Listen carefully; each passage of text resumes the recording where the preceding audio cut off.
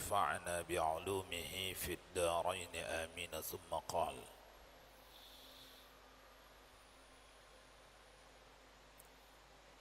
nusus itu ya,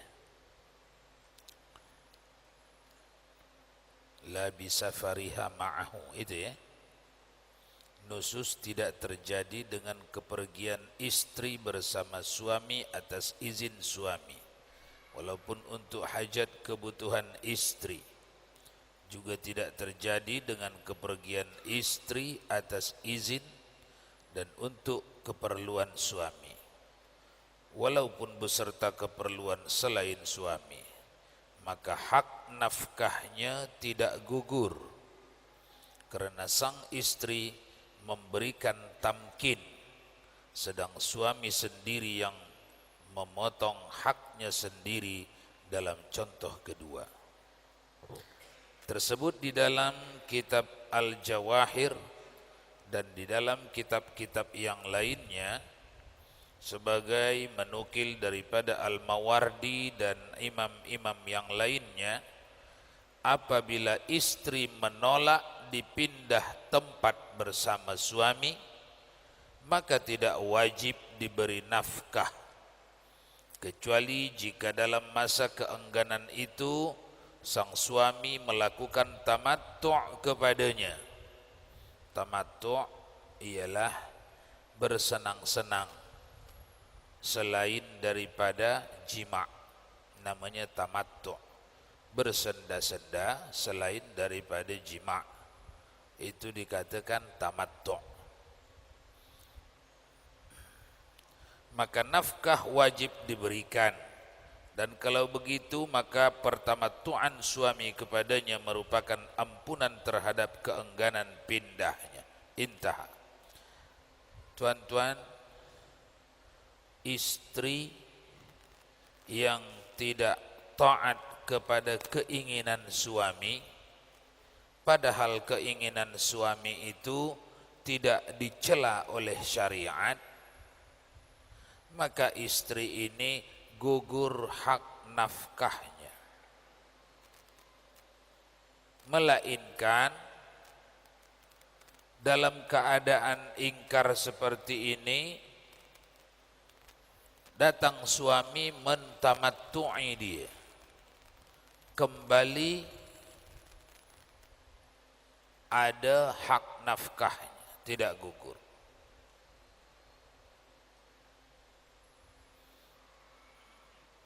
Guru kita berkata, sesuai dengan keterangan Al-Jawahir itu, diperlukan pada bentuk-bentuk nusus yang lain adalah bisa terjadi.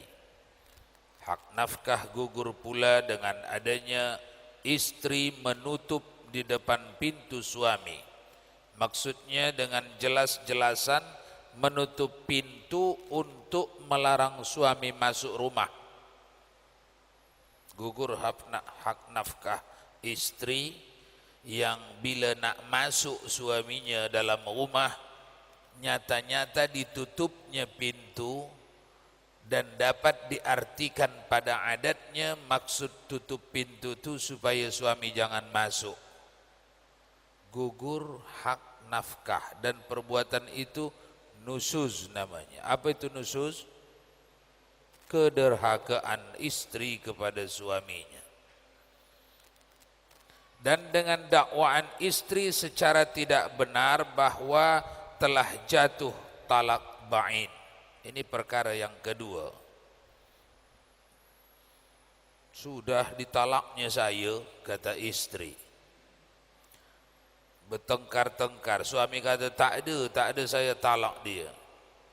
Sampai ke mahkamah, dihadirkan saksi-saksi, bukti-bukti. Akhirnya hakim menetapkan yang betul suami, yang salah istri, berdasarkan bukti-bukti.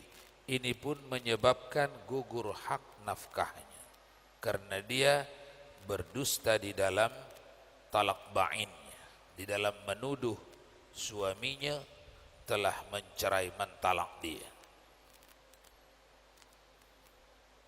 Sambil jalan, apabila ada rasa-rasa yang nak tanya, tanya ya. Bagi mic, bagi mic.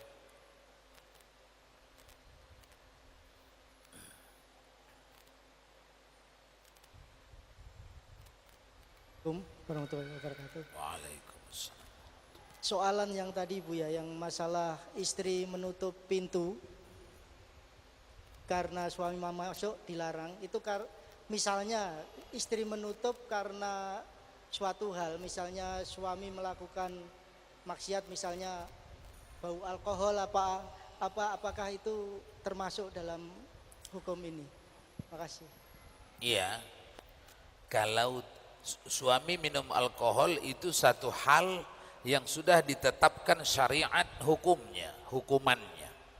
Nah, sekiranya di negeri itu dihormati hukum Islam, suami macam itu ada sudah hukumannya. Jadi istri ini menyerahkan ke situlah hukuman suami itu.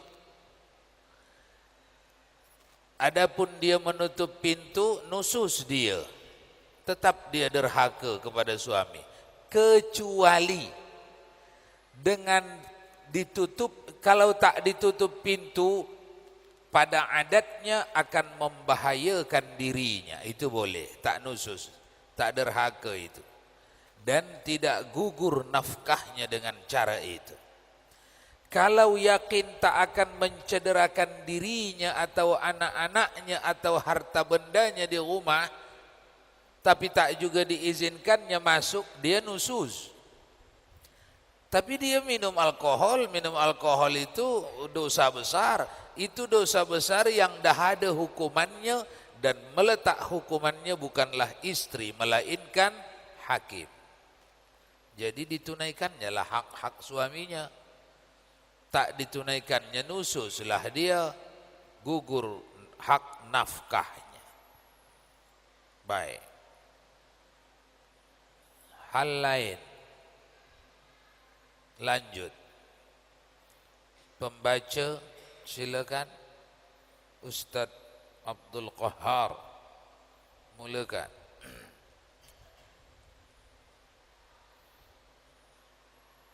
Bismillahirrahmanirrahim. Apabila istri seorang suami yang musnah kawin dengan lelaki lain, Sikit lagi di atas, adalah tidak termasuk nusus. Atasnya walaisa minan nusuzi, adalah tidak termasuk nusyuz, makin terhadap suami dan makian. umpatan, Ini memaki, makian terhadap suami dan umpatan lisan yang menyakitkan hati suami sekalipun. Dalam hal itu istri berhak mendapat pelajaran pendidikan. Iya. Ini yang dimaksud ialah ada suami bertengkar-tengkar dengan istrinya, lalu istri memaki-maki suami, bercakap-cakap yang menyakitkan hati suami. Namun di dalam pertengkaran ini istri dalam keadaan emosi, marah-marah, tidak termasuk nusus. Tidak termasuk nusus. Memaki-maki, cakap-cakap menyakitkan hati suami. Sekalipun dalam hal itu istri berhak mendapatkan pelajaran atau pendidikan. Apa pelajaran atau pendidikan yang diperintah agama diberikan suami kalau istrinya sedang mengamuk-ngamuk? Pelajaran apa itu? Tempeleng? Tak. Wala tahjur illa fil bait. Kata Nabi, kalau istrimu itu tak dengar cakapmu, nasihatmu, berpisah dengan dia tetapi sama-sama dalam rumah itu. Wala tahjur illa fil bait. Jangan masuk di bilik dia. Itu hukuman.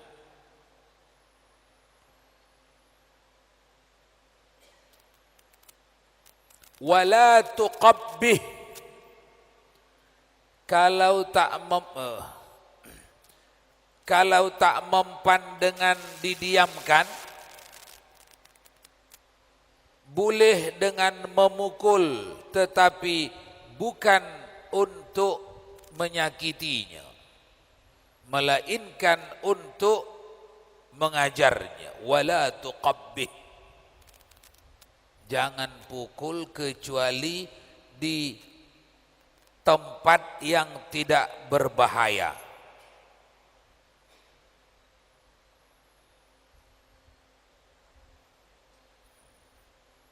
Didiamin tak mempan, apa juga, apa namanya? Asyik menggebu saja macam kebakaran hutan lalang. Dah berpisah bilik 3 hari 3 malam, menyala juga. Wala tuqabbih, walaupun bukan itu solusi langsung dari didiamin langsung tuqabbih, langsung pukul, tak.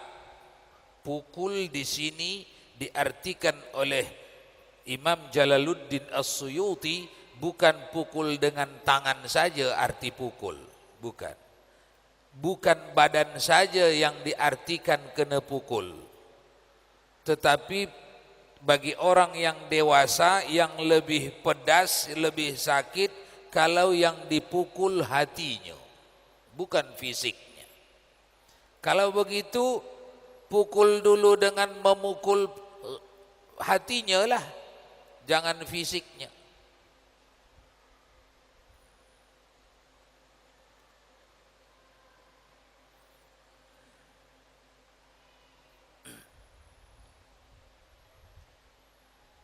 Ini masalah yang memukul tadi, Bu ya. Bagi orang-orang yang anti dengan hukum Islam tentang masalah ini, pasti mereka akan mempelintir masalah hukum ini, Bu ya. Yeah. Mereka bisa aja mengatakan ini kasus KDRT atau pelanggaran HAM dan macam-macam lah tuduhan mereka. Walaupun pukulan itu tidak, katakanlah, membahayakan. Bagaimana kita sebagai umat Islam menyikapi hal-hal tersebut, Bu ya? Sekian, makasih. Ya, kalau kita pukul, saat kita pukul istri kita, nanti kedengaran kepada polisi, tangkap polisi kita ya. Pukul diam-diam je lah. Pelan-pelan pukul, jangan sampai kedengaran ke polisi. Nanti tangkap polisi awak.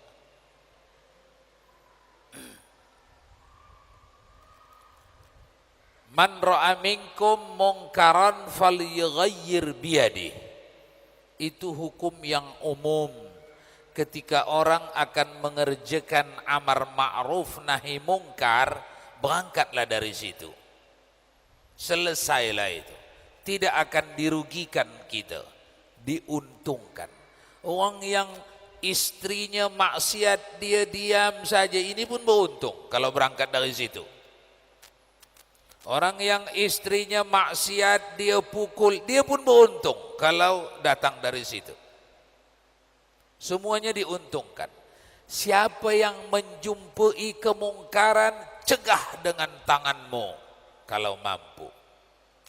Kalau tak mampu, cegah dengan mulutmu kalau mampu dengan mulut. Kalau tak mampu dengan mulut, cegah dengan hati. Dalam hati je. Sebenarnya dalam hukum fikih, istri saya ini sudah tuqabbih, sudah boleh dipukul ini. Dari kejahatan dia ni dah berkali-kali dinasihatkan, tapi tak larat nak pukul dia. Nanti kita pukul, langsung lari dia ke kantor polisi. Lagi besar masalahnya. Aturan tak tahu, tetangga sebelah-sebelah jadi tahu. Ya sudahlah, tak jadi. Karena diukurnya dirinya tidak akan kuat menegakkan ma'ruf. Ya sudah, orang ini tak berdosa karena kemampuannya tak ada. Tapi kalau Anda rasa mampu membiarkannya, malah berdosa. Yang hamlah, yang apalah, tak boleh sembarang pukul, tak boleh sembarang, tak boleh. Padahal Rasulullah menyebut wala tuqabbih wala tahjur illa fil bait. Tapi sekarang tak boleh lagi. Muru auladakum bis salah in 7 sanah wadribu in 10 sanah. Suruh kamu sembahyang anak-anak kamu tu bila dianya dah berumur 7 tahun. Pukul kalau dia tak sembahyang bila dia sudah berumur 10 tahun. Pukul. Sekarang jangan mudah-mudah mukul anak. Datang apa itu perlindungan anak itu? Tak boleh. Akhir zaman. Imam Asy-Syafi'i menulis di dalam Ar-Risalahnya, di akhir zaman semua kaki orang kotor kena lumpur. Kamu akan melihat di ketika itu berbeza orang yang berilmu akhir zaman dengan yang jahil. Kaki mereka sama-sama kena lumpur. Tapi orang yang berilmu, kaki celananya atau kain jubahnya tidak berlumpur. Sebab mampu dia mengangkatnya ke atas, lalu diangkat. Kakinya tak dapat diangkat. Karena memang semua jalan berlumpur. Jadi kakinya aja berlumpur. Kaki celananya tak berlumpur. Imam Asy-Syafi'i menyebutnya itu ketika menerangkan inna min asyratis sa'ah. Di antara tanda-tanda dekatnya kita ke hari akhir. Akan kita jumpai, kata Imam Asy-Syafi'i di dalam Ar-Risalah, di mana manusia berduyun-duyun, berbondong-bondong mengatakan yang hak itu batil dan yang batil itu hak.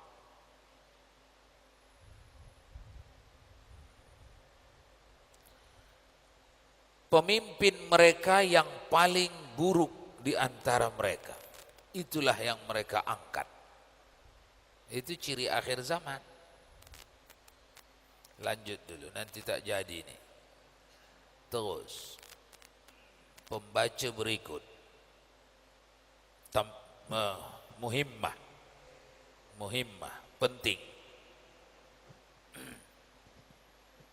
Sambil jalan kalau nak tanya ya. Silakan.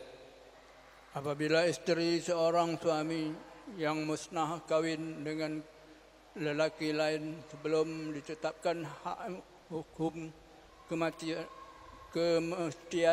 suami pertama, maka gugurlah hak nafkahnya dari suami pertamanya dan tidak kembali berhak nafkah lagi kecuali setelah suami pertama mengetahui istri kembali ke tangannya serta taat kepadanya sudah disertakan dengan suami kedua. Ya, ini cerita ini bencana alam tuan-tuan, umpama atau runtuh bangunan besar. Katalah di negeri kita bencana alam, terjadi satu bencana alam yang mematikan ramai orang. Di antara yang tertimpa bencana, apakah gunung meletup, longsor atau angin taufan yang mematikan banyak orang. Tapi tak semua mati, ada yang hidup, ada yang mati, ada yang patah, ada yang sakit. Suami si Folanah ini tak tahu gitu, tergolong ikut masuk rombongan yang mati, apa yang cacat, apa yang masih hidup, belum tahu. Itu cerita itu yang dibaca Tuan Sayyid tadi. Dalam waktu itu si istri nikah dengan orang lain. Nikah dia dengan orang lain. Kemudian selepas nikah istrinya kepada orang lain, beberapa saat kemudian, beberapa waktu atau beberapa tahun, muncul balik suaminya. Rupanya tak mati.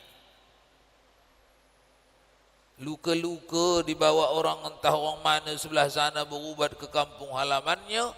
Sekarang dah sembuh, balik dia ke sini. Mana istriku? Itu istri awak dah nikah dengan orang lain. Seketika itu wajib orang itu menceraikan istrinya. Dan kembali istri ini ke tangan suaminya yang pertama. Dan suami ini tidak ada kewajiban nafkahnya selama ini. Itu yang dibaca tadi. Tak ada hutang. Saya kira abang dah mati, saya nikahlah. Tak jadi mati saya. Kemarin tu kena patah kaki saya, dah sehat kembali. Tak apalah, ceraikan. Orang yang menikahi itu wajib menceraikannya. Dan dia kembali menjadi istri yang sah kepada suami. Dan suami ini tak ada hutang nafkah, walaupun berapa tahun dia berpisah dengan suami. Sementara yang terjadi di zaman kita hari ini, tuan-tuan, bukan ini. Yang mirip ini. Suami istri bergaduh-gaduh, bertengkar-tengkar, pisah rumah atau pisah pisah tempat. Tapi tak cerai. Tak cerai, tak apa. Yang sana pergi tempat maknya, yang sana pergi tempat ayahnya bertahun-tahun, berpuluh tahun. Ini di akhirat besok si suami ini bayar nafkah ini. Hitunglah berapa tahun. Berapa tahun bini awak tu awak abaikan. Tak diurus, tak diapa. Kalau di akhirat, kalau di dunia bayar nafkah, masih bisa lagi dicicil, potong gaji. Kalau di akhirat besok bayar, pakai apa bayar? Amal soleh. Makanya perlu banyak-banyak bawa amal soleh ya. Manalah tahu banyak bayar-bayaran. Banyak utang-utang. Utang pada istri yang diabaikan. Utang pada anak yatim yang diabaikan. Di rumah hingga basi makanan minuman. Sebelah rumah anak yatim tak dihantar makanan. Pendusta agama. Ara'aital ladzi yukazzibu biddin. Manalah tahu banyak kawan begaul, banyak orang yang dirugikan, yang disakiti, yang diambil haknya. Itu semua dibayar. Pakai apa? Pakai amal saleh. Makanya jangan merasa sudah banyak amal soleh, banyak pun terus je. Sebab tak tahu kita entah berapa banyak besok hutang. Jadi yang dibicarakan di kitab ini sedikit orangnya. Yang mirip dengan ini yang banyak di masyarakat. Mirip dengan ini. Berpisah suami dengan istri, anak 3. Suami pergi nikah sana, istri pergi nikah sana atau tak nikah? Sebab kalau dah anak 3, anak 5 dah susah lakunya ya. Jandalah seterusnya membesarkan anak tu sehingga mesti jadi TKI ke apa? Ke Taiwan. Besar juga anak tu. Anak 5 tu besar juga. Tapi biayanya itu mulai berpisah sampai dewasa itu hitung ya. Hitung itu. Wajib suami bayar. Kalau dia tak bayar di dunia, di akhirat bayar. Dicarilah besok di padang mahsyar. Mana ayah kami itu yang tak bayar utang pada mak kami itu? Mana dia? Mana dia? Kalau 5 anak tu 5 nyari. Macam orang berburu tikus lah ecek-eceknya.